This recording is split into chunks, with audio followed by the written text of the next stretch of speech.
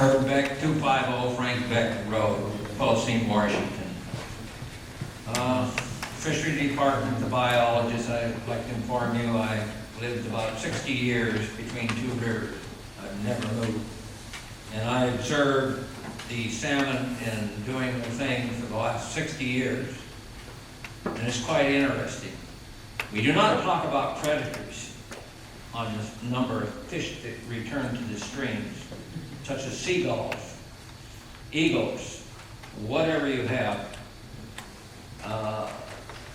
I wish that they would take more time and observe what really happens when these salmon spawn. I observed this last summer that these large silver trout or coho trout, 3 to 4 inches, when the chums were spawning, they were down having themselves a nice lunch. And this is the other thing that's happened. And then you have the netting of the salmon before they return to the streams. Because I've lived on these streams and I've seen it, and nobody comes to me and asks me what I've seen, or my brother, or my relatives, or who have lived on these streams. It seems like a fellow becomes authority if he gets a degree and he lives in town and maybe observes one of these streams once in a while. Now, I have a question. On 109 households that can be put into the Chimicum drainage area, is there going to be a lotto or something to these folks to let them have a chance on equal basis to get their well rights to drill on those lots? Because there's hundreds of lots out there.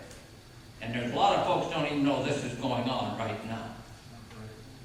And are they going to be noticed? I want a yes or no answer on that. And the other thing is, you have an exempt well for 5,000 some gallons. If I have a neighbor who wishes to build a home, is it possible to draw off my well? I have a 100-foot radius or something to this effect, that they can get a building permit to build a home. Because there's a lot of exempt wells that have 5,000 gallons, that this could be done. Now, third thing, in the Philistine Valley, the Big Quill, I see there's 746 wells that could be drilled, 500 gallons. Well, the land is zoned one house per 20 acres.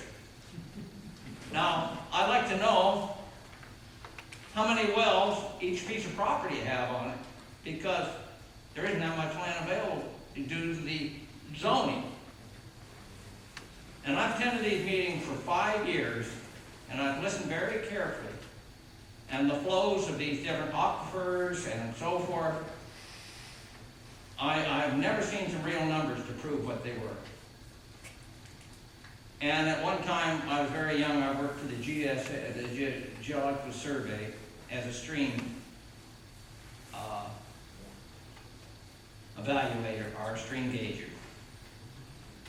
And I wonder, on your little green houses, that's another question, where is the calibration of these houses on the stream flows? How accurate they are? Who signs off on them, verifying that there's so many CFM going over at a certain time? There. Tony, you want to try to address some of those questions? 109, one question was, will there be a lotto for the 109 houses? The answer is, you wanted a yes or no, the answer is no. The other question was, what public process we will have. If you have some recommendations for other property owners in the Chimicum Basin, we would like to hear about it. That's why we're here. As we've said, I don't believe that water supply options are shut down. I think there's a lot of opportunity. That's what your watershed planning group is all about. That's why it's been funded. That's why it still keeps meeting. And we talked about rainwater catchment also, so I see a lot of options out there.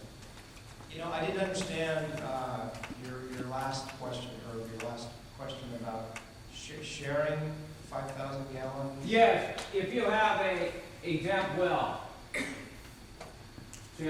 on your property, and if the next door neighbor has a piece of property, instead of them drilling a well,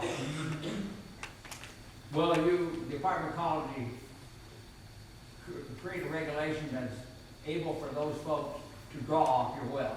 No, there's no plan for that right now, and I I'd believe, like to know why. I believe our best interpretation is that you have one exempt well per property. It's not something that you share. That would be a water system, that would be different.